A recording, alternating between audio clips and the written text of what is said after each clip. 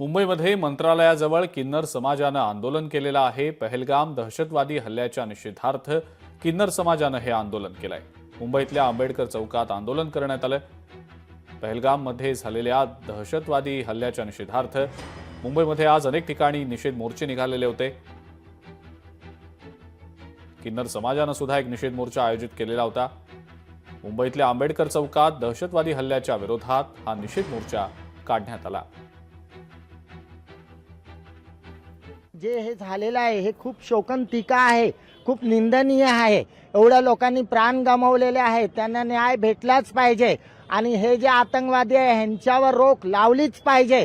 सरकारने कठोर पाऊल उचलले पाहिजे। एवढे जणांचे जे प्राण गेलेले आहेत त्याचं नुकसान कोण भरून देणार आहे आणि असं पुन्हा होऊ नये या गोष्टीची सरकारने काळजी घेतली पाहिजे आणि कठोर पाऊल उचलले पाहिजे। हीच आमची मागणी आहे आणि आम्ही आशा करतो लवकरात लवकर आमचे प्रधानमंत्री, आमचे मुख्यमंत्री ह्याच्यावर कठोर पाऊल उचलतील आणि लोकांना न्याय देतील।